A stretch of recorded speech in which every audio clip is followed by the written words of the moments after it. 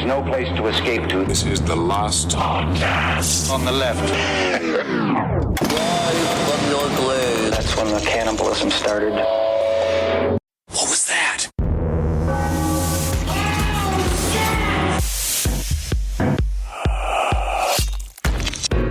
I'll tell you what, it's not a UFO episode until I'm finally at midnight 30. Good. Stoned out of my mind, listening to Coast to Coast, while a man screams on a broken up telephone, I invented gel oxygen art. Like, with having that, I was like, yes, I'm here. You know we're doing a UFO story today because the first words out of Henry's mouth, the first words of this show are, I'll tell you what. I tell you what. I'll tell you what, which I know what I saw, and I'll tell you what are the two most cliche sentences in ufology. I know what I saw. Welcome to the last podcast on the left, everyone. I am Ben, hanging out with Marcus and hanging out with Henry. Yeah, I'm fucking here too. I know. I usually start with you, but I started with Marcus today because I know you are ready to burst. I spoke with you yesterday on the phone. Ed Larson was over. We called Henry because I had a great idea to start sponsoring a battle bot. Don't waste this. This is for science what I do. And Henry, I could feel the tension in his eyeballs as he was just so happy not to talk about UFOs for 1 second of the day because you have been doing a lot of research. I was just in the middle of reading the Special Operations Manual from MJ-12, 25 pages deep, trying to understand how to package up a UFO. And you called me in the middle of a stream of thought. So today, I'm so happy to be doing a UFO series, by the way. We haven't done a UFO in way too long. The Coyame UFO crash. The Coyame UFO crash is what we're talking about. That's close. Very good, very good. All right. So the Coyame UFO crash, also known as Mexico's Roswell, occurred in the Mexican state of Chihuahua on August 25th, 1974. Little known outside of UFO circles, the Coyame crash is particularly interesting because the case was first publicized in 1992, and yet the details mostly match up with both videos of UFOs recently confirmed to be legit by the Navy and with testimonies of pilots who are coming forward to talk about metallic discs harassing airplanes in the sky. I am going to speak up for UAVs because when you say harassing airplanes, it's not that they are harassing airplanes. I do believe in my mind they are more fascinated and mirroring airplanes. That's Much what the like paparazzi said as they were chasing Princess Diana. We're just fascinated, but they're also stalking. This is the problem. You're the one getting distracted by the glitz and glamour of royalty when you should be focused on driving your car. This story, though, is one of those one source stories, too, which is we'll get into and we'll find out. Well, we'll do a bit of a dig in. But the UFO phenomena, they just love planes. Absolutely. And Marcus, I just have to say, you mentioned how this story was published. Now, there's a big question of like... Actually, I did not say published. I said publicized. Publicized. Okay, because I was going to be like, published in what magazine? Yeah. Because that's a big difference. Flying Saucer Digest, that is real. I actually chose the word publicized very carefully and made sure to not say published. As far as sources go, the vast majority of information about the Coyame crash came from a document called the Deneb Report, which was supposedly cobbled together using 2 eyewitnesses, some illegally copied documents, and one partially destroyed document. It definitely also could have been written by someone like, let's say, our wonderful creative friend, Jared Logan. Sure. If you take him and you strip him of all love in his life, like you take away his family, like they leave him, you take away his career, he's now like living in a Motel 6. I could see someone of that intellect just slamming this into a typewriter filled with rage, trying to cause as much chaos as possible. Well, that's why I keep every conversation with Jared Logan on the surface. Jared Logan and Kara Klenk, 2 fantastic comedians, and follow what they do. They're good friends of ours and great performers. They're wonderful. Indeed. A UFO researcher and former MUFON Washington, D.C. State Director Elaine Douglas speculated that the report was created by employees within the government's intelligence community who put together the document through years of gathering scraps of information about the incident. From what they claim, though, the document didn't come without a cost. Although the Deneb report does not name the original whistleblower, they do say that after the illegal copying was done in 1978, 4 years after the crash, the illegal copier subsequently died. Like in Oh Office my- Space. Wow. Also, why is it whenever I hear the Deneb report, I just imagine it's some father writing a report on how his children have webbed feet? It does And sound it's just like, it's like, this is the Deneb report. What the hell happened here? I noticed if I go in the water, I can move incredibly fast. Well, that's because of the webbed feet. Also, I noticed the mailman. Mailman, take off your shoes. Yeah, he has webbed feet. I knew it. This story is also, for me, this is one of those, you gotta have faith. Oh, my God. You gotta have faith. Do not Because do that to him. Whoa, R.I.P. But this is one of those, like, it's in the world of Majestic 12, which we've not fully covered on last podcast and left because of the dubious nature of the documents involved and how, but if once you start reading through the Majestic 12 documents, it's really, really fun. And so, especially if you've got a bowl of this fucking crazy ass sativa I have from fucking Humboldt, because what that does is that it allows you to really focus in on what's important here, which is the world building. But yes, the Deneb document might just be as real as the Majestic 12 documents, but you know, let's leave that up to the jury to decide. And I'm not the fucking judge. No, you're not. Indeed, the audience is the jury. Let's give them some juicy tidbits to make their decision. Well, what's interesting about the Deneb report is that it was released 18 years after the event took place, which, by some estimates, would be the amount of time a person who was middle-aged and in a position of power in 1974 would take to retire. And he would therefore be more comfortable releasing the material. That's why it took 18 years. Same thing with Dr. Stephen Greer. At some point, these old CIA guys have to start to see these guys as like Grim Reapers. When the ufologists start showing up at your house, you're like, I guess I am just about to die. That's sad. Stephen Greer, by the way, I support his idea that the aliens are nice. But before we get into the crash and its consequences, let's acknowledge our source. Today, it's Mexico's Roswell, the Chihuahua UFO crash by Ruben Uriarte and Noe Torres, which, snakes in and out of legitimate coverage of the event and some of the wackier corners of ufology, which we will, of course, discuss later. Can I have to do this? I Chihuahua because Chihuahua Warrior. Huh? What? What the fuck are you Beverly talking Hills, about? Chihuahua. Yeah. I Chihuahua. That's the song. Like My Sharona? Is it like I have Chihuahua? never once sat and watched this movie with you. Beverly I Hills, refuse. Beverly Hills Chihuahua 1 and 2 are two of the greatest films that have ever been made. It's come up for the last 9 years. Yeah. And so please, I just had to get that out. So support those movies and support your local Chihuahua actors. I love that you have to support the Chihuahua actors because if not, they get mean. They start a gang in Detroit. Yeah, Wendy is very mad she is not on auditions, and I keep saying it's a pandemic. Yeah. Now, how much stock you put into the Coyame UFO crash entirely depends on how much stock you put into anonymous sources. But in my view, the fact that this little-known 1992 report matches up with so many other legitimate recorded sightings makes this, at the very least, an interesting addition to the UFO canon. We're getting Marcus on UFOs. I think it's the mushrooms. I love this little micro-dosing Marcus. He's so much more open-minded. I'm fucking open to the world, my friends. Yeah. Well,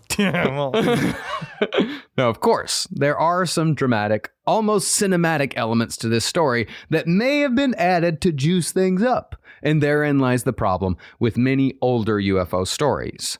Things that may have happened are added to things that did happen. Because at the end of the day, most ufologists are just looking for a good story that's going to grab attention and set them apart from the other ufologists. They're fire in the sky, so to speak.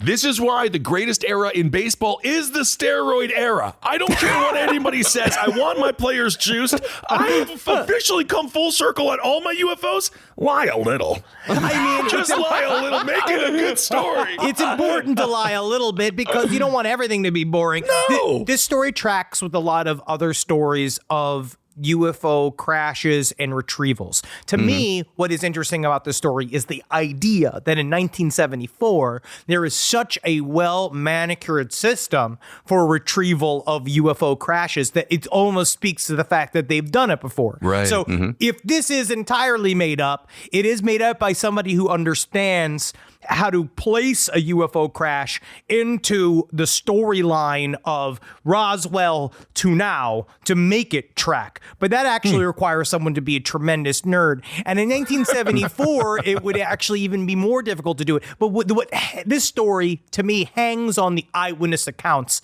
of the people that said that they saw it. This is definitely one of those stories that is very important to the town that it happened in, and they all were like, I was there too. I saw the planes crash into each other. I was there. I remember we were having a hot dog fiesta with me and Martine. We were having a hot dog celebration. Oh man, I can't wait for things to open up and a hot dog fiesta to begin. Well, concerning a good story, we also bear a bit of the guilt here, because if the Coyame crash was simply a guy saw a thing and it moved and it was weird, we wouldn't be talking about it on the show today. I would. I'd talk about it for hours. Yeah, but I also understand we need some acts to a story. I will clarify what Marcus said. It wouldn't be edited out of today's episode. So, on August 25th, 1974, 2 military installations along the Texas Gulf Coast picked up an object on radar 200 miles from Corpus Christi, traveling 2,500 miles per hour towards Texas. Oh. Now, this was somewhat alarming because the SR-71, the fastest jet still ever made, had a top speed of 2,100 miles per hour. So whatever this thing was, it was flying faster than the fastest manned craft ever flown in the Earth's skies. Wow. Suddenly, though, the object being followed on radar slowed to 1,950 miles per hour, while simultaneously turning and descending. Now, the craft was headed directly toward the Texas border town of Brownsville. Now, we're also going to discover this is why this UFO actually got any sort of real attention to begin with, because this is going through one of the most well-watched borders in the world. Between the U.S.-Mexico border has a lot of different eyeballs on it. And there's a lot of people watching this also very specific chunk of the border. Like this is right where all the drugs come in. So you basically have this UFO is helping the cartels. Yeah, it is strange how they when you say they're watching the drugs, it's funny how they usher them in. Yeah, they help them come in. I think the only other border that if they saw a UFO between South Korea and North Korea on the demilitarized zone, I think that would be definitive proof. Yeah. If we could get the Koreans together on the mutual agreement that they both saw a UFO, that might lead to harmony. Well, from its original altitude of 75,000 feet, which, by the way, was 25,000 feet higher than an SR-71 could go, the UFO descended down to 45,000 feet, and it traveled as a blazing fireball, lighting up the skies towards the Mexican state of Chihuahua. Jeez. Sweet. Yeah. Now, from what radar indicated, the craft was seemingly headed towards a mysterious region in Mexico known for UFO activity called La Zona del Silencio, or the Zone of Silence. That's where my mom kept trying to put me. Yeah. Measuring only 31 miles across, the Zone of Silence is so named because high levels of magnesium in the soil disrupt radios, telephones, and aircraft instruments, rendering this area of the desert an effective dead zone. And because it's such a weird place, there's a lot of stories there of all sorts of paranormal activity. Right. Yeah. Well, because of the radio silence, La Zona del Silencio is known by many as the Bermuda Triangle of Mexico. In fact, the Zone of Silence is, just like the Bermuda Triangle, located between the Tropic of Cancer and the 30th parallel. Check your fucking globe, you fucking morons! Why are you yelling at me? Look at the fucking latitude line! You just made your eyes bleed staring at a globe yesterday. Don't yell at me for not doing that. Become the student if you want to feel the burden of the master.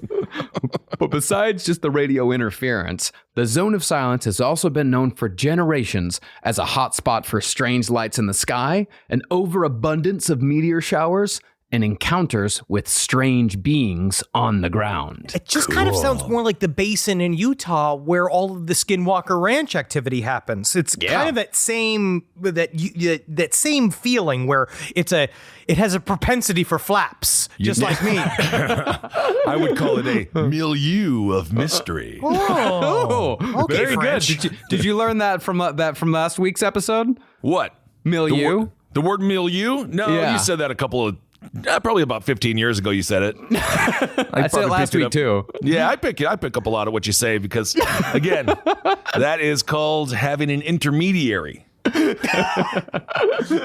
Well, people have seen fireballs in the sky like the craft we're talking about today for years in the zone of silence. And people have even seen flames rolling down the sides of mountains like, as writer T.E. Wilson put it in an Atlas Obscura article, massive ignited tumbleweeds. Fuck yeah, dude. Or maybe it's just people literally burning their weed crops. Could be. No, it's the desert, man. Bad place to grow weed. Is it? It's a The desert. desert?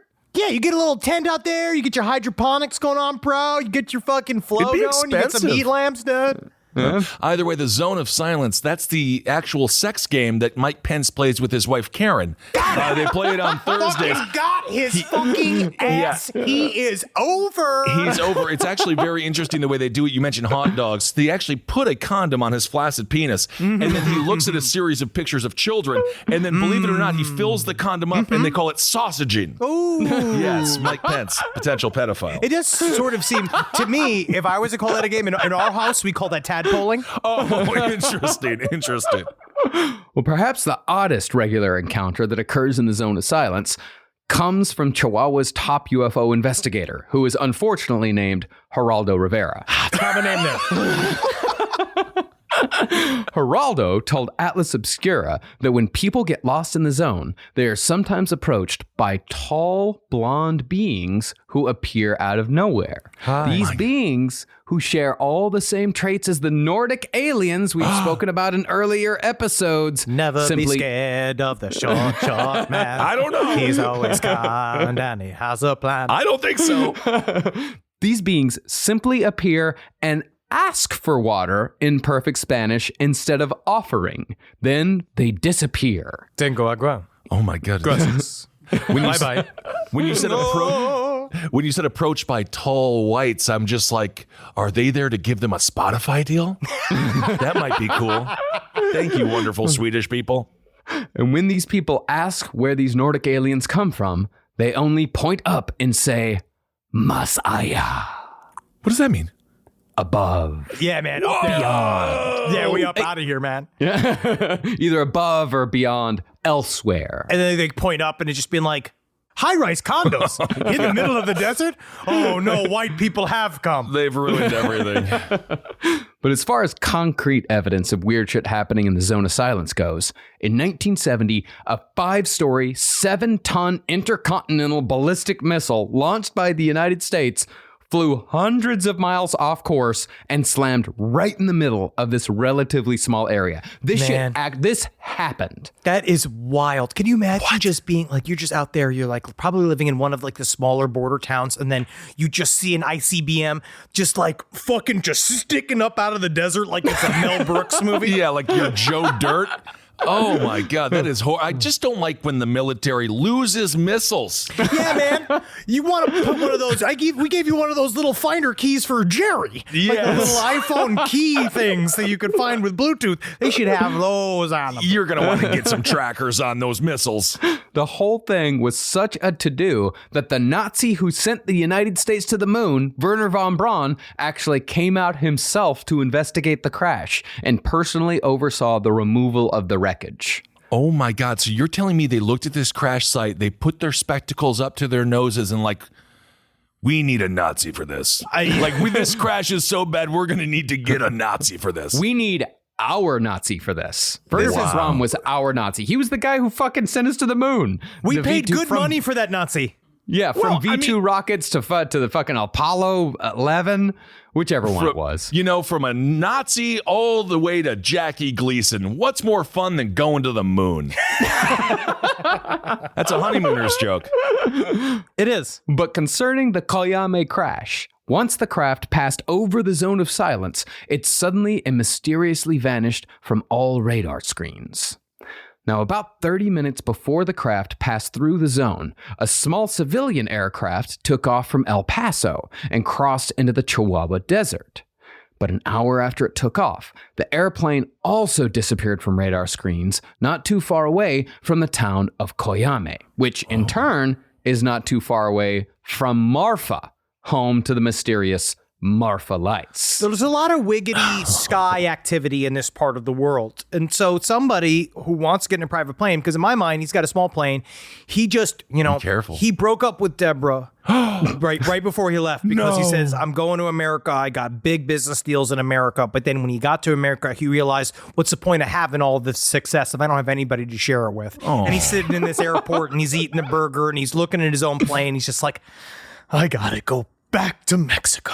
So he goes, he gets in his plane, and now he's trying to go. He's trying to bring her back. Well, he better get Deborah back after all she's done for him. I mean, honestly, because she helped build him up. Yeah, and now so that. he's gonna launch off into the stratosphere with his new wine koozies, wine glass koozies, what he's trying to bring to America. He arrived. That's all he's trying to do. He's trying to bring his family back together. If that man was the one who invented the single serving of wine that is sold at every single liquor store, he's probably very wealthy. He might be. Now, we don't know for sure, but authors Ruben Uriarte and Noe Torres believe that the small aircraft and the fast-moving UFO crashed into each other, partially due to the mountains both were flying through, low visibility. This comes from eyewitness testimony. This is where people said that they saw a crash happen in the sky, where it was like a big explosion and the one just got ripped apart. Like the private plane just got torn to pieces. All right, so we have a true UFO in the unidentified sense, but then we have do they call them IFOs, identified flight objects? No, they call them planes. They just call them planes. Okay. I don't remember a UFO crashing into a tangible plane. Well, that's why it's Isn't that technically, interesting? it's different than the modern visitations of whatever the UAVs are, or UAPs. It's different because what we're seeing seems to be these things, whatever the phenomena is, they are attracted to our planes. They seem to show up and they like to be like, look, we fly like you. We are like you. We are people too. And they dance around the planes. They're very distracting. Sure. Which might be maybe more similar to what happened was the thing came in, we came up next to the sky. Meanwhile, he's just been like, oh my God, is that Rick? Driving that UFO, I knew I should have left Deborah alone.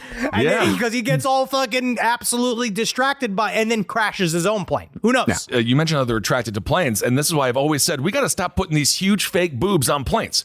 Just get rid of it. I don't understand what we're even thinking. You don't like flying Pamela Anderson Air? I brought her back. Do you want to continue having UFOs attack and try to penetrate all of our planes?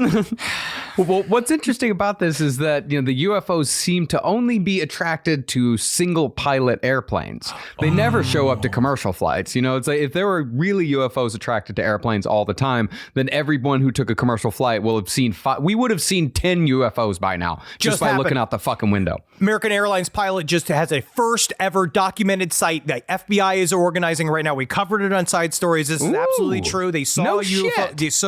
They saw a cigar-shaped UFO. I'm here to correct. Before the audience comes. Great. But yeah, no, it is now what we're seeing is it's actually so pervasive. So many pilots have seen this activity, and it was such a embarrassing thing to come forward and talk about that everybody just stopped talking about it for many, many years. Right. But it was common, especially because the U.S. Navy talks about it, is that they love big groups of planes. It seems to be they all show up and they dance and they do their presentation for entire aircraft carriers. It's really interesting. But now the U.S. Navy has put together a whole system where they are creating basically a more legitimate pathway for pilots to come forward and say, I saw weird shit when I fly. Well, that was the problem, is that after Project Blue Book kind of went, after, the whole thing was just kind of put a kibosh on, for like decades, there was no channel for a pilot to report a UAV, as they called you a moron. Yeah, there was no way. And they actually didn't say the word moron. They didn't say No. the word moron. They said they said other words. They said mean words. Also, Marcus, I got to give you some credit. Great fart noise. Really nailed thank you. it. Yeah. Thank you very much. I appreciate For someone who doesn't that. like farts. Exactly. What are you talking about? I love farts. Fart man. No, you were a fart boy. They all farted on you. Yeah, remember? yeah, they tortured you with farts. Yeah, but that's still, that doesn't lessen how much I love farts. I guess fart all the time. technically, Batman was afraid of bats. He flipped it. Okay. Point made. But concerning the eyewitnesses, what's cool about that is that there is actually evidence to support that. Very recently, UFO investigators traveled to the area where the crash supposedly occurred, and they did in fact find the remains of a destroyed civilian aircraft in the desert. Awesome. But while we don't know exactly what happened, it can be reasonably assumed that the civilian aircraft was shredded by the UFO, killing the pilot, and the UFO allegedly crashed into the ground, unable to relaunch. But while the Mexicans were discussing all of this activity over unsecured channels while planning recovery operations, the Americans were sitting across the border monitoring every radio communication and making plans of their own. So the Mexican agencies had postponed rescue and recovery operations until the next morning because all this happened in very rocky terrain. And while they waited, the American agencies began gathering assets at Fort Bliss in El Paso. Oh. But even so, when daylight came, the Mexican authorities were there first. They began scanning the ground from the air, and by 10:30 a.m., they found both the wreckage of the civilian aircraft and a second silvery craft, damaged but still in one piece. Yeah, this is one of those Cool. like with that huge truck you have. Like if you ever do have an accident with a Prius, it's like that shit where it's just like the fucking the pilot, the plane has been turned into sprinkles. Like it is just destroyed and ripped up. But then like the UFO is sitting fine with just a dent in it right next to it. Wow.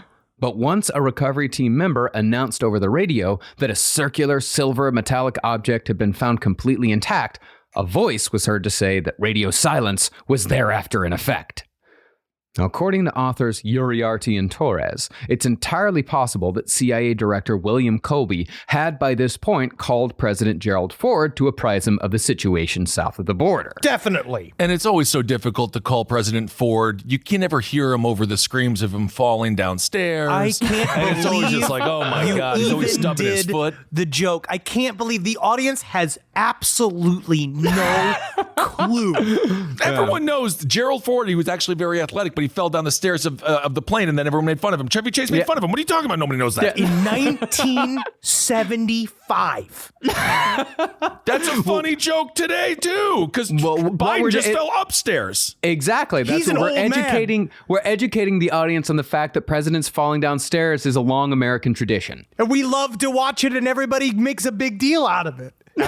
So you guys have just proven me correct. But Chevy Chase didn't even do a Gerald Ford impression. He just fell down. That was his impression, Henry. It was abstract. I can't believe that you're actually doing what you did during your SNL audition on this show right now.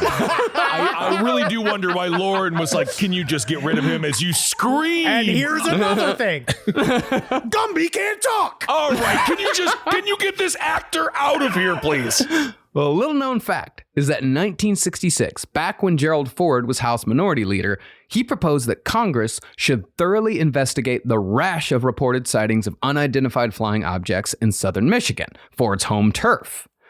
This call to investigate was in direct response to the infamous swamp gas explanation for UFO sightings made by legendary ufologist J. Allen Hynek, which was, as we all know, a comment that Hynek later regretted. Nevertheless, Ford described Hynek's remarks as flippant, and based off his own concerns and the concerns of his constituents, he demanded a more robust investigation. I want more flashlights. We need flashlights on this situation. Now you're doing an impression of Gerald Ford, and you have the audacity to criticize me? My name is Gerald Ford. I'm president. It's not even a good impression of Gerald Ford. I got big old head. I got long hands. You know what? Towards the end, you try it nailed on. You try a Ford impersonation. I did not have sex with that woman. Perfect. Monica Lewinsky. I'm so sorry. That was actually my Richard Nixon. What's strange, though, is that as soon as Ford became president in 1974, less than a month before the Coyame crash, his enthusiasm for UFOs suddenly vanished. Oh, puppet masters think they are the ones at the top of the rope, but it turns out sometimes the puppet masters are puppets themselves. Absolutely. Uriarte and Torres speculate that the evidence gathered from the Coyame crash changed Ford's viewpoint from total transparency to believing the Americans just couldn't handle the truth. Because, as we're going to find out, disturbing things did allegedly occur. Or, in the fabled fantasy world, if Majestic 12 was real, then like Vanover Bush as a robot showed up to his fucking office and was just been like, listen, Gerald, love that you fall down. We all laugh at it. But listen, Chevy Chase is nailing you every week. You got to believe we all love it down to the office. But listen, we do the UFO investigations around here because we're the only ones who can handle it. And I should know because I'm a robot clone. And then Gerald Ford's like, oh, that wouldn't be prudent. Absolutely nailed it again. But regardless of Ford's opinion on the matter, it was reported that the CIA immediately began forming a recovery team of their own upon hearing that a silver craft of unknown origin had been found across the border. Now, the speed in which this team was assembled, including the equipment they had on hand, suggests that either government agencies had been rehearsing this exercise in anticipation of such an event, or that they'd done this sort of thing before. 3 words for you fucking rubes. Project Moon Dust. What the? I tried looking up shit about Project Moondust last night. I didn't find much of anything. Did you not read the 3-page article in Bibliotheca Pleiades? You fucking... have we lost the plot here? Henry, again, can you stop doing your SNL audition on the show? We know. Project Moondust is a program. There is some tracking to Project Moondust, which is this idea that there was a group that their jobs were to go and pick up fallen space objects. So a part of what they were supposed to do was they were supposed to go wrangle when we had things that when satellites would fall from space or like chunks of the shuttle, because now this is after the moon landing, when things would fall, they would send guys to go get it, right? But then one of the ideas were, what if we also do, if there's like an inner game where we go chase when the Soviets are doing it or when the Chinese are doing it, we go and try to steal and get their fallen shit from the sky first so we could possibly steal technology from them. But maybe that's not the only things that they were finding. Oh, because maybe what you just said was kind of plausible, but now you're going to start talking more. That's where I gotcha. Okay, that's the seed of truth that you planted. But Project Moondust might have been one of those things that was active at the time, and so they did have a contingency for when things fell from the sky, like, and they made it quote unquote legit. Maybe they did purposely put it on the books, so it was a thing that they can do outwardly. But then but they had secret things. Oh, fuck yeah, dude. You know the only difference between me and you? I made this look good. We've been doing it. Project Moondust, though, I think was less attractive. Okay. Well, MUFON Washington, D.C. State Director Elaine Douglas told Uriarte and Torres that she actually spoke to one of the people that were involved in this particular unit. Okay. She said that years before the Deneb report was released, a former military man contacted her with information that implied that the United States government absolutely had UFO recovery teams. Oh. This man said that while he was in the military, he was with a unit whose sole function was to infiltrate foreign countries, perform a task, and get out quickly without the foreign government knowing that they'd been there. You know how I do that? How? I am one of those guys who paints himself like a statue and hangs out in front of them all. Nobody cares about me. Mommy, why does all that statue have hair? How does a statue have hair, Mom? Just try to believe in something, child. Now, if UFOs, whatever they are, if they have indeed been crashing into the Earth for decades, then it makes all the sense in the world that we'd have recovery teams to get there first. Because you better be goddamn sure that the Ruskies had something similar, what with all the potential alien technology up for grabs. But it actually makes sense with knowing that there is a legit arm to this, right? That they do need to go try to steal other space projects from other countries. So why wouldn't they if something like this shows up? And there's a lot of speak these days about more and more people talking about how the U.S. government has got something under a tarp somewhere. That is the big buzz in the UFO communities. I mean, it's been this way since fucking 1948, but they are now really saying that someone is going to say, listen, someone is going to say that they have something, they don't know what it is, in a hangar somewhere. And I'm fairly certain, to Henry's point, and I know, Marcus, you know this as well, the movie Black Hawk Down, that entire scenario that led to multiple deaths, their entire mission was just to explode the helicopter that had crashed in order to make sure that the enemy did not get the information on said helicopter. So that is extremely serious. Those are big-time missions. Yeah, man. But concerning the Elaine Douglas source, this guy claimed to have been a part of a unit stationed in the United States, meaning their job was to infiltrate Mexico and Canada. And this man further claimed that there were several such teams in readiness at all times. And you can tell I'm serious because of my collection of ponchos and this moose costume.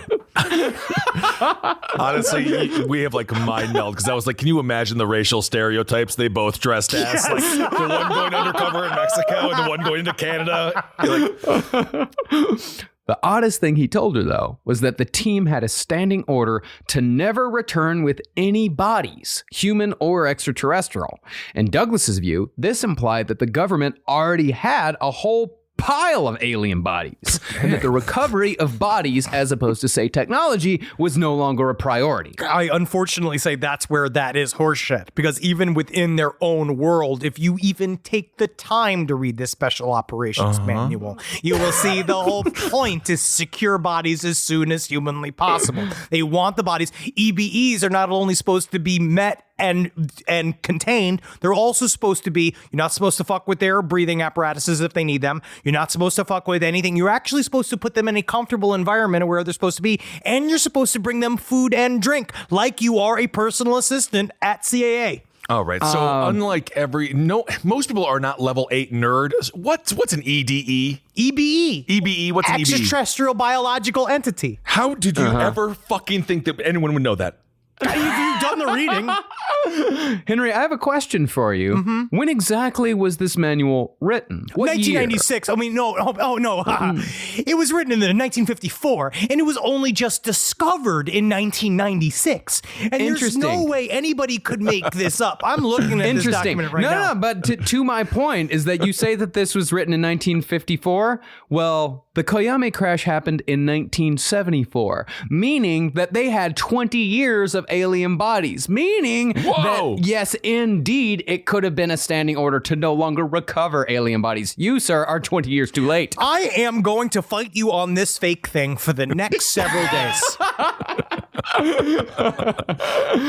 Now, when American agencies first became aware of the Coyame crash, they contacted the Mexican government saying, hey, we heard there was some weird shit going down and we'd love to assist, because the crashed civilian craft had originated from El Paso. But the Mexican agencies professed ignorance about the second craft and said they didn't need any help because nothing out of the ordinary had happened. Oh, I could see the hesitancy because, it comes down to it, a UFO lands in Mexico. You're the Mexican agencies. Right now, the USA have, we just offer our help. We offer our help. We have so many peace missions that we run. Yeah, and so you have this thing, like, the USA has maybe done, we like our UFOs to be ours. You know what I mean? We want to go get them. And so they know that maybe something's happening over there. So first of all, the Mexican government maybe a little bit I don't want to necessarily tell them immediately, because then they send their little helpy helpertons over here to come get it. Or they maybe want to set up a sale, because that's one of those other weird stories, like weird side things that people talk about when it comes to foreign UFO crashes, because the USA might have it be known amongst covert circles that we do take these things very seriously, which we now are discovering, especially with things like ATIP and all of those revelations coming out, that we have taken this shit very seriously in the past and continue to do so, that they also know we'd pay good money to take that off your hands. I don't know if I want my government spending our hard-earned tax dollars on like their version of like NECA action figures, which I assume is just collecting airlines, different UFOs. But you know what? Now that I think about it, even if you're going to spend money, spend it on finding a bunch of fun knickknacks from space. Robert Bigelow. Why not? Yeah, man. I mean, Sure. I would so much rather my fucking tax dollars go to buying UFOs that we can all look at and enjoy instead of Yes. fucking drones. I just want to know if there is anyone in the CIA that looks exactly like Ignatius from Confederacy of Dunces. If so, we know for a fact they're buying UFO shit. Oh, well, definitely. They have a couple of arts parts somewhere in their They apartment. have to. Well, meanwhile, a convoy of Mexican military vehicles carrying 24 soldiers on flatbed trucks and jeeps had arrived at the crash site, and they'd already begun gathering the wreckage of the civilian craft. At the same time, they also approached the silver disc. By accounts, it was shiny and metal, equally convex on both the upper and lower surfaces, and it had no apparent doors, windows, lights, means of propulsion, or markings. The best description was that it was 16 feet 5 inches in diameter, less than 5 feet thick, and 1,500 pounds in weight, which, unless the pilots were tiny, tiny boys, suggests that this craft was some sort of drone. You don't call them tiny boys. They are thousands of years old, and they are tiny. Well, now technically, and this is actually, I think I'm about to make a point.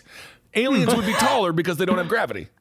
Well- So would they be tiny aliens? It depends. That all depends on how long those aliens have spent in orbit in zero gravity situations. If they would have been raised in zero gravity situations and would have spent their entire lives in zero gravity situations, then yes, you would be correct. They would be much taller. But if they would have grown up on, say, Zeta Reticuli and then gotten on a spaceship and flown over to Earth, then they would be whatever the normal size of Zeta Reticulans would be. If the same Earth level gravity, they would be the same size as us. If they had Earth level gravity, they would be the same size as us. But also, are they even foreign? Because if you talk to certain grades, now we're in nuts and bolts UFO world, right? If they are actual biological things from another hard rock planet, and I'm talking about where Sly Stone wants to be. Whoa. That's fun. But if they, I'm stupid. But what if the Greys were in fact also time traveling human beings, or they are human beings from our far future, or they were just like us many moons ago, and now they are like that? They are these weird little gray things. I wish I had a time machine to go back 45 seconds and never say what I said to spring that conversation. I'm the one who invented it. All right, very interesting. And improving and building on Henry's point is that if the whole climate situation goes the same way that it's been going, if we don't fix anything, then we are eventually going to have to live underground for a period of time. And if we become underground mole people for say 200, 300, 400 years while all the shit up in the air gets worked out, then we would be smaller. We would be much tinier. Yes. So here we are. I'm going to hate it. Well, the only distinguishing features on the UFO were two areas of damage on the outer rim of the saucer. One was an irregular hole about 12 inches in diameter, with the material around the hole being caved inward, as if it was punctured by something, perhaps the landing gear of a single-engine airplane. Oh. The other point of damage was a 2-foot-wide dent in the shiny metal surface, which obviously came from the craft plowing straight through the aircraft while traveling at least 1,200 miles per hour. Just fucking blowing up the dude. And guess what no one's asked a question about? The people that were in that plane and how they were exploded. And they just kind of went into a unknown past, and no one's asked any sort of questions about them because that man got turned into confetti. We just rolled on. And Deborah is still sitting there knowing that she's like, I guess you didn't know. Because also, number one, she never saw the wine koozie come out. No. So she figured out, well, maybe he just lost all his money gambling because he always had that prop. He was always running off. Right. And, and like in that plane of his, he thought he was so free. Well, he he could go is. anywhere he wanted on that plane. He's like a bird. Yeah. So she just got to sit there in Mexico. I mean, hopefully he'll live in her life. Hopefully finding love. The tragedy here, though, was that the men examining the aircraft and the men who loaded it on the back of the flatbed were wearing no protective gear, no suits, no masks, and no gloves. And it soon became clear that this was an extraordinarily bad idea. Hey, Paco. You want to lick a UFO? I would love. Yeah, man. Yeah, I do. I know it sounds like the Cabo Wabo army with like sergeant. It's not just in uniforms. They were wearing cargo shorts and Hawaiian shirts, and they're there. Technically, they were looking for a good time, and all they found was nothing but trouble. fucking trouble. You can just see Sammy Hagar screaming commands. Sergeant Hagar on the screen. But at the same time that the Mexican team was loading up the UFO, 3 Huey helicopters and a giant helicopter known as a Sea Stallion were preparing to take off from Fort Bliss. Now, at this point, the various government agencies involved, namely the CIA, the Army, and most likely the Air Force, had to make a decision as to whether they would leave the craft with Mexican authorities or simply take it from them. Okay, how about this? Let's play a game of war. Whoever wins, we'll decide. And you're like, okay, here we go. I win. What do you think we should do? I mean, we all know we're going to go blow it up, right? Exactly. It was a waste of an afternoon. But as this decision was being debated, forces outside of their control made the decision for them. See, recon satellite photos revealed that the convoy carrying the UFO had stopped in the middle of the desert and had not moved for several hours. When the photos were given a closer look, it was discovered that several of the vehicle doors were open and 2 human bodies were laying on the ground outside. Do they do a thing called desert angels? Are they making desert sand angels? Could be. So the Americans decided to deploy their teams, recover the artifacts, and neutralize any possible threats. Oh my God, they're like Marvin the Martian. I think that was always the plan. Yeah. So the Hueys and the Sea Stallion crossed the border, and when the team they carried arrived dressed head to toe in protective gear, they discovered that the entire convoy of 24 Mexican soldiers was stone dead. This is my why God. And that's 100% true?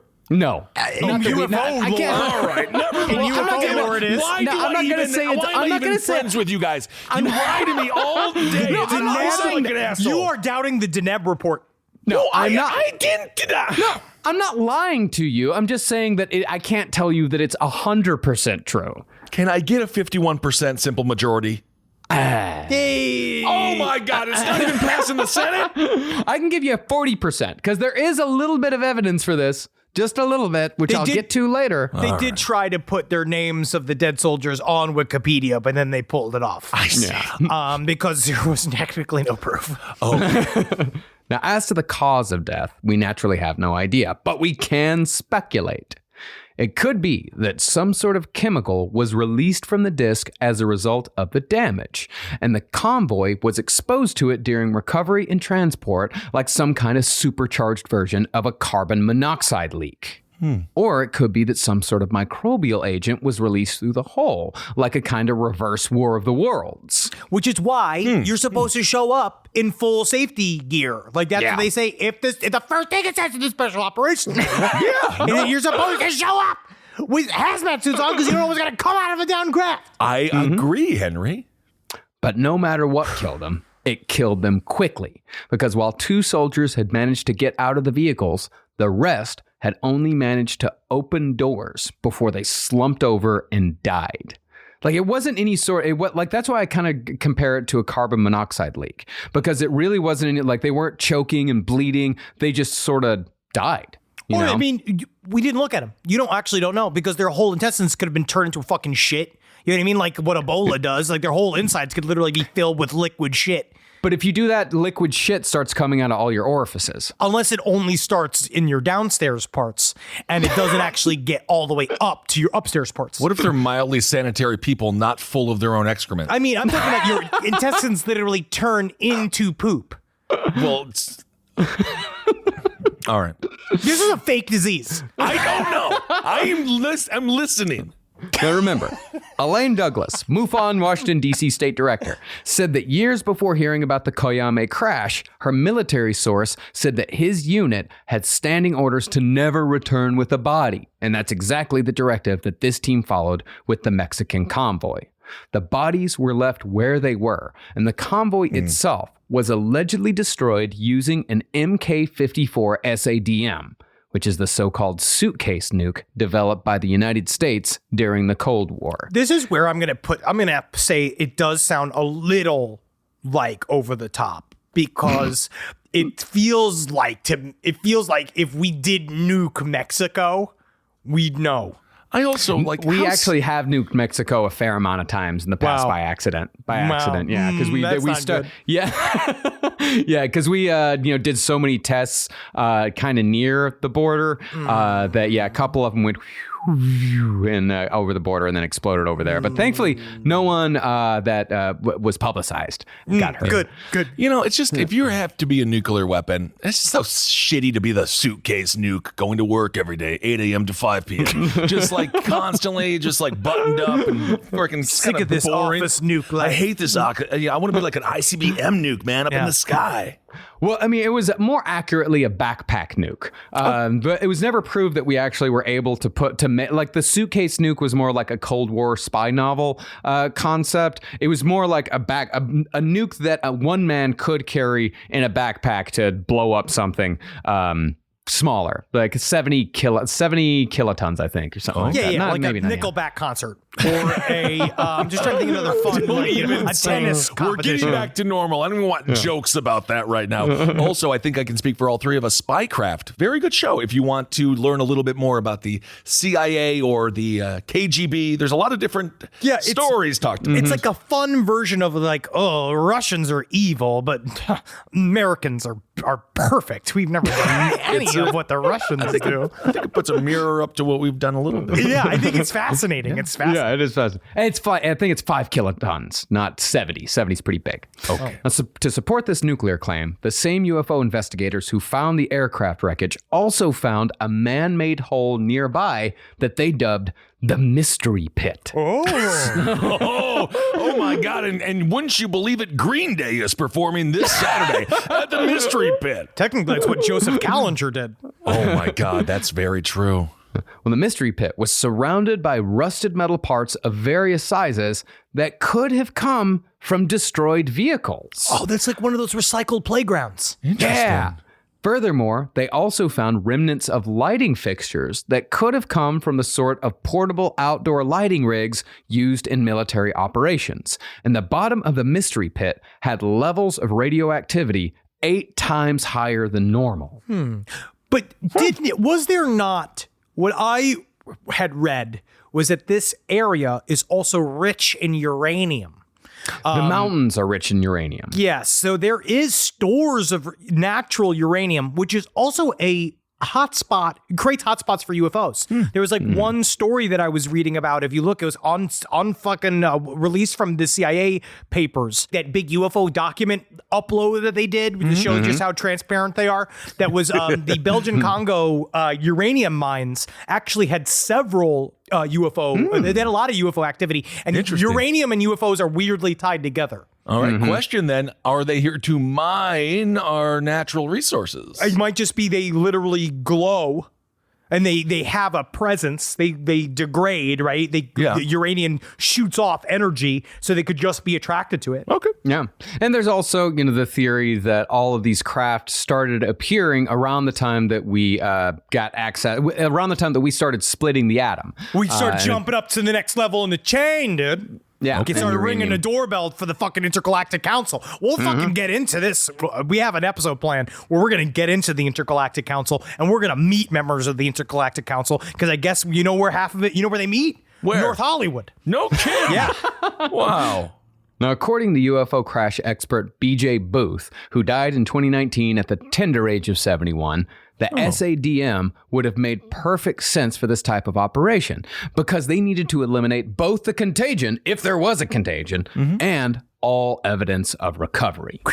Eliminate the contagion. Or if contain and use the contagion, which I'm going to get into a little bit later in the episode. If all of this holds up to be true, though, 24 people are mysteriously dead. Yes. You do have something you have to address. Of course. Well, I don't know. They're all military men, so you can just say they all died during an exercise, like an accident, something like that. That happens all the time. Yeah, like when my uncle died doing jumping jacks. Yeah, or that one director who was really good. I think the director of Blow, Ted Demme. He died when playing basketball. Never move. Stop moving. But then again, that's also how you die. What are we going to do here? It's John. No, because no, I think Jonathan Demme. Yeah, yeah. He also did. Didn't he also do the Stop Making Sense? Talking Heads. You might be right. Yeah. All I know is he died while playing basketball because he was overweight. No, because exposure to this UFO had ostensibly killed 24 men within a relatively short period of time, it was not immediately taken to an Air Force base after the Sea Stallion carried it to American soil, as is alleged normal procedure. Instead, the UFO was taken to a classified location near Atlanta, Georgia by truck convoy, using back roads and smaller highways to ensure that the possibly contaminated craft didn't drive through any cities or highly populated areas. Wow, and not to be confused with Jeff the Talking Mongoose, honk honk. This would be a honk honk because it's a convoy. I know every single time it says convoy, I just want to go convoy. I mean, my father was a truck driver, and I got to tell you, when you do the fist pump to the trucker, they love it, and they'll give you a honk honk. I do it to my garbage man. Like I am a giant mentally handicapped person. I literally come outside of my house. No, I do the pull. Of course, they love it. I don't know if they do. They love it. They give me the honk. Well, the thing about this, them just fucking driving on all these back roads, they were fucking driving this shit 30 miles from where I grew up. If it was contaminated, they would have had a trail of death. They would have killed Snyder, Roby, Anson, Albany, Breckenridge, looters. Are those Would have been people? gone off of the map. Wait a second. Are those people or cities? Because I got to meet your friend Looters. Hey, the name is Looters. You can figure out why. I hope everything is nailed down in your house. No, Looters. I lived in Looters when I was a kid. Like There's when I a was town called Looters? Looters Yeah. sounds like one of those gas station restaurants where you can eat as much as you can steal. Marcus, how many times did you say the sentence, "You ain't from around here, are you?" None. I wasn't one of those guys. Oh, that's nice. No, never ever. It was like, oh my God, I don't know your face like the back of my fucking hand. I haven't been seeing you every goddamn day of my life for the last Please, 15 fucking years. fucking Who get are me you? out of What is Looters. your name? Tell me, where do you go? Take me with you. No, all these had my brother used to live in Snyder. I got family in Breckenridge. They would have wiped out all of us. And you know what? It would have even killed the fucking folk monster. Wow. It was driving. It would have gone right through Stamps. Wow. And Stamps has been ruined since the USPS has really been absolutely felled in the last year. But no, they wrapped it up. Dog meat. This is the thing, is that now that the U.S. and their team has gotten involved, they know how to hygienically wrap it up. They also know, and this is true, it's in the Special Operations Manual. I'm sure it is. You're supposed to let a UFO air out. Well, yes, of course you do, because if it is venting highly dangerous chemicals, you want it to vent all of the highly dangerous chemicals, or at least vent enough where it is no longer concentrated enough to kill anyone who happens to come into contact with it. It makes sense. It makes all the sense. You got to let a car run out of gas. Especially not, if you're not used to pure gelled oxygen and its benefits in high G situations, it might hurt. You might be a human. Okay. All right. I believe it. Well, the reason why the UFO was taken to Atlanta is because Atlanta is the home of the Center of Disease Control. Yeah. And if a lethal biological agent was present, the CDC would be the place to discover exactly what it was. And if we could use it. Yeah. Yeah. Interesting. I didn't know Atlanta was the home of the CDC. Oh, you didn't know that? Yeah. I did not know that. Dude, no. I remember when I was in Atlanta shooting Pretty Face, and the guy, you remember when that one guy got off the plane with Ebola? Yes. Yeah. And he That he was went all shipped- around Brooklyn? Yeah, but then they shipped him to Atlanta in a bubble. And I remember when he arrived, they shut all the highways down, and this dude, like, talk about feeling for like a star for a day. When you're just sitting inside your truck bubble as you arrive at the CDC, and it's so nice because they probably ask you, do you want a Starbucks or something? I'm sure. Absolutely.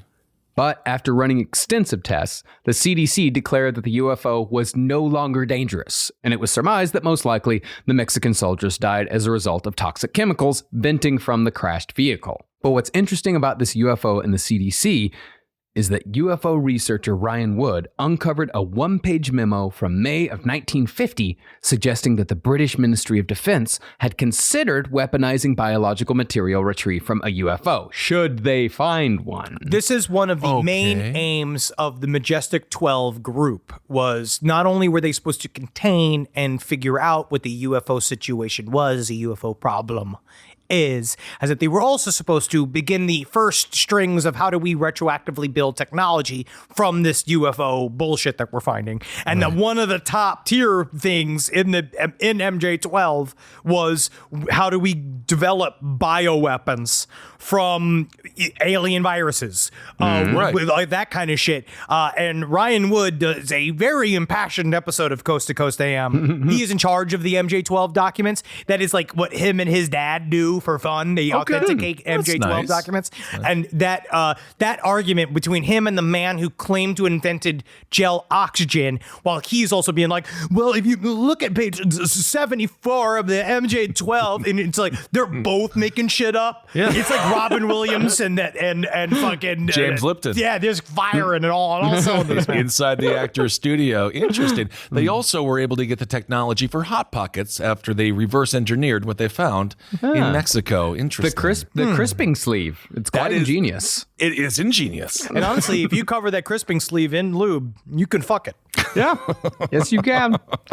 Well, Wood also found documents that discuss the lethal contamination of 4 lab techs who died after handling debris and bodies from a UFO crash without proper protection. According to those documents, the technicians died a horrible death of seizures and pressurized bleeding from every orifice after coming into contact with bodily fluids from UFO occupants. But also, that is a very common, there is a common through line of people getting sick after being inside of UFOs and outside of UFOs, or meeting, having close encounters, and whatever the experience is, shitting blood, massive crazy diarrhea. The Cash Landrum incident is another story about a family that got abducted in their car, and it was like a mom, the grandma, and a little kid, and they got abducted and then released, and then when they came back, they were all just shitting, and they all got sunburnt. They were all so it felt like low-level radiation poisoning. Interesting.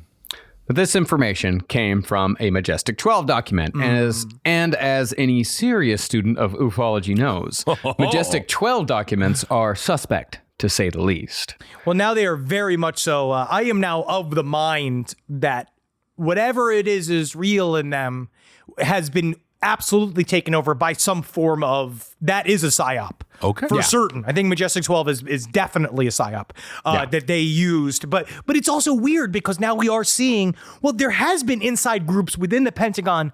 They have been operating without the president's consent or the president's knowledge for years. They do it, but I don't know if there was a group called Majestic 12. All right. So after the CDC released the UFO without finding any contaminant, it was supposedly convoyed back to Wright-Patterson Air Force Base, which is the same base where the Roswell wreckage was allegedly taken in 1947. But as far as evidence goes for this entire saga, there's very little. Of course, outside of people who saw a thing in the sky. The other evidence is circumstantial. You got the radioactive mystery pit and the wreckage of the plane. Doesn't necessarily prove anything, but it does strengthen the case a little bit. Really, most of the information came in 1992, when a document called the Deneb Report began appearing on UFO bulletin boards on the internet, back when the internet was, of course, mostly academics, drug dealers, sci-fi nerds, and ufologists. The good old days. Yeah, that's a fancy way of saying perfect. Now, the Deneb report was eventually printed out and sent to UFO researchers, and in the summer of 1993, it found its way anonymously to the mailbox of MUFON Washington, D.C. State Director Elaine Douglas, who at the time was an officer for the Washington, D.C. UFO group, Operation Right to Know. And she looked at it and she did the, we got one, and hit the alarm. Very Ghostbusters-esque. Also, slam your beer if you're surprised that was a woman that received the package. Right? I think that's the first woman's name we've ever mentioned with MUFON. I'm very happy for them. And not only anymore, a woman, Elaine Douglas was also like an MIT graduate. Like she was a very highly respected, like a very accomplished person. Wow. Yes. But Yeah. this came out, and I wonder if this came from the same Kinkos that Bill Cooper did his work at. Like how you remember how that was the whole thing where they left the plans in the fucking the copier. It's always these printing places. We have to start looking into these printing places, because they have everyone's secrets. So that guy, that 17-year-old that looks at you like your shit when you're trying to like print out pictures of your mom because you're trying to come up with some kind of last minute desperate emotional Christmas gift, they know everything about you. What level of meth insanity are you on? That is a day 3 of doing straight up crystal meth. We gotta look into these Kinkos. Read MJ12 copy documents. machines. Read MJ12 documents for 3 days and see what happens to you. Well, as far as who wrote the Deneb report, it was authored by a person going only by the name JS, which could mean Joint Staff, Joint Services, Joint Stars, or Journal Staff, among a near infinite amount of other options. Yeah, it could be John Smith from Pocahontas. It could be Jeff Sessions. Jeff Sessions, the guy with the ears. Justin Timberlake. Oh, yeah. That's the new cuck Justin Timberlake. I love Simperlake. I actually do have a bit of a theory on this. I mean, if you think the Deneb report came from one of the intelligence agencies, most likely the CIA. The CIA is, of course, a part of the deep state. What are the deep state? Pedophiles. So who is JS? I contend that it is Jimmy Savile. Holy crap! I was going to jokingly say Jimmy Savile with no evidence to back it up, and then Marcus just came in with all the evidence to back it up. Here we go. Here's the sound of... That's my trench coat opening. Something just got exposed. Now, as far as the name of the report goes, Uriarte and Torres speculate that it was so named because it was written by government insiders. And it was the contention of those insiders that the source of this craft was the star Deneb. This is where it really... we're going off-roading here. Yeah. Okay. Your brain car better have good shocks because this is I think we just ran over a bunch of cactuses. Okay, so this is where it might get out of this world. A bit. Yeah. Okay. Deneb is a supergiant star 1,630 light years away from Earth that pumps out enough light to equal 60,000 of our own suns. Ironically, often confused for a UFO due to its brightness in the night sky, Deneb is a part of the Cygnus constellation, which lies at a critical juncture in the Milky Way known as the Great Rift. And this is how you know the Deneb report is real, is because of all the very specific numbers. Right. And it's all really coming together because if you eat too many Milky Ways, you will get saggy. And then, of course, you're a resident of sagginess. It was Sagginess was the name of it, right? Cygnus. but Is that's it fine. Cygnus? I don't know. Cygnus. I don't know. Now, the Great Rift has been an important part of many cultures throughout human history, with some believing that all life in the galaxy is birthed from this one place. In fact, paranormal researcher John Jenkins maintains that the Great Rift is, in effect, the Milky Way's vagina. And Jupiter is the Milky Way's clit. Really? Oh, my God. I would say Jupiter is more of the Milky Way's dingleberry, or one of them. Wow. I love being on the shaggy dog end of the universe. I love the way these 12-year-olds took over astronomy and changed everything we see in the sky. I thought it was a lion before. Now I just see a perineum and an asshole and a smile. Well, this Milky Way's vagina concept is actually related to the December 2012 theory from about a decade ago, when we all halfway believed that because the Mayan calendar was ending, the world would therefore end with it. Remember Some of 2012? us halfway. Yeah, some of us halfway believed. Some of us prepared. Quantiquiddle. And also, if you do have a Milky Way vagina, go to the doctor. Again, we're not doctors. But if there is any milk coming out of any part of your body that is not your nose after you laugh too much after drinking said milk, go to the doctor. Also, let's normalize discharge. Sure. If anything that's looking like caramel or nougat's coming out of there, you can normalize the discharge, but get that nougat checked out. Get the steak and checked out. But during December of 2012, the winter solstice sun actually appeared in the middle of the Great Rift. And at that point, the Milky Way, quote unquote, sat on the Earth, opening up the cosmic sky portal and essentially smothering our planet with its cosmic vagina. I am liking this creation tale. I don't know. It's right where I want to be. Okay. But that's origin of the galaxy stuff. As far as aliens go, the constellation Cygnus, of which Deneb is a part, is said to be the origin of 2 of the 5 alien species that the U.S. government has observed visiting Earth. Man, this is the thing is that the numbers are all over the place, right? Yeah. Because nowadays they're saying 13. I guess time has passed. Time has passed. More discoveries have been made. One of those 2 species are the Arqualoids. Okay. They're the beaky-nosed gray clones of the Ebens. Yep. Of course, the Ebens are Zeta Reticulan grays, correct? Sure. Yeah. Ebens.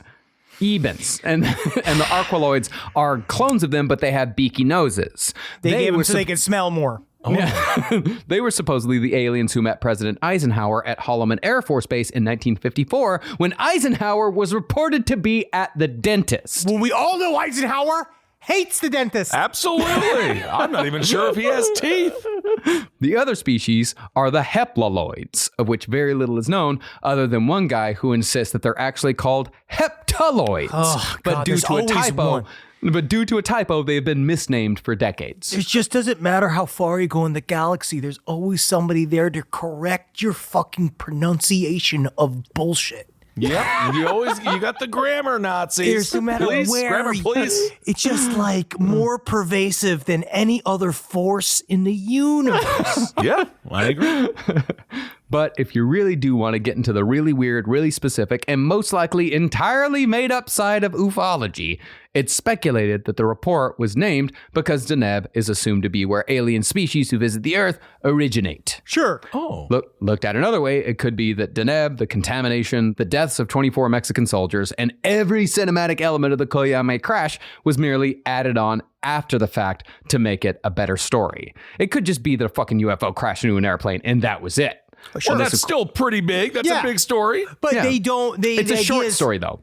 It is a short story, and also it doesn't allow for the room of creating these little side plots, which allows covert agencies to say that it's not real. But because they create all these side plots, so that because then you have this little kernel of truth in the middle of it, surrounded by bullshit, and they can just say, "Oh, look at the bullshit. Obviously, the center of this is also fake." Well, speaking of kernels, you eat a lot of corn, it's going to show up in your turkey. I'm going to say in this scenario that corn is the truth. Yes. Is it possible that these large, elaborate stories, there is peppered in some truth? Yeah. And Yeah, that's the how the corn CIA nuggets of kind truth. of like, because, again, going back to spycraft, they see things different than we do. I actually, that is an apt allegory. The idea of corn nuggets in the poop, because it's true, because they always come through and you can always see them and you always remember, because the best part is when you shit and then there's corn in it and you sit and look at it and you're like, I remember that corn. I love that corn. But, all right. Well, I mean, that's kind of the whole point of this, is that, all of these wacky stories put a tarnish on the fact that these types of silvery metal craft have been seen for decades and are still being seen by credible witnesses, mostly pilots up in the air. Well, nowadays we're really seeing the cuboids with spheres in them. That is the one, and then the orbs. Those are types of these things they're seeing a lot, and then there's a lot of this like a weird ass. Then triangles are coming back too in a big way. Yeah. Oh, Yeah. okay. Well, there was a pilot in Mexico named Carlos Antonio de los Santos Montiel, who, just a year after the crash at Coyame, encountered 3 UFOs while flying from Mexico City to the coastal city of Lázaro Cárdenas. That guy is such a beautiful long name. You can almost see him hitting people in the back of the head with his name tag as he walks by. Because it actually goes past his shoulder. That's so cute. I know. Carlos claimed that he was the pilot and lone occupant of a Piper Aztec PA-24 airplane, and he had his experience on a clear day about 15,000 feet off the ground. While flying, he said he had the sensation that something was close to the left wing. After feeling the plane vibrating, he then looked to his right and saw a dark gray disc, rat gray, as he put it, with a dome on top keeping pace next to him. Suddenly, a second disc appeared on the left wing, and Carlos was not ashamed to say that it freaked him out so much he cried a little bit. Yeah, I'd be pretty freaked out. I guess. Then a third disc approached his plane head on, and just before it crashed directly into the Piper, it dropped, and the top of the UFO grazed the bottom of the plane. Carlos tried banking left, but found that the controls on his plane wouldn't respond. Whoa. Knowing he needed help, Carlos radioed air traffic controllers to say, and this is logged, he said that his aircraft was out of control and 3 unidentified flying objects were buzzing his plane. Oh, fuck, man. Scary, dude. Meanwhile, they're just having they're doing the like insurance scams. Have you ever seen those where it's like you get a couple of cars together and what you do is you drive somebody off the road and you try to get them to give you their insurance information. You scam the insurance company. I don't know your Polish get well quick schemes. Okay, I have no idea what you're talking about. Well, then, in a terrifying turn of events, one of the crafts captured Carlos's plane in a tractor beam and dragged it up to a height of 14,800 feet, which is Oh, God. Scary. and that's the maximum an aircraft can fly without a pressurized cockpit. Fuck me, man. It's just shaking and shit, and all these UFO looking over the graves and just fucking ripping bongs, just having a great time drinking Miller Lite. I'm sure it's fun as hell for the Greys. But just as suddenly as the UFOs appeared, they vanished. And Carlos landed safely, reporting about the same type of aircraft recovered at Coyame, even though the Coyame crash was never made public in Mexico. Wow. The Coyame crash is better known in America than it is in the country where it actually happened.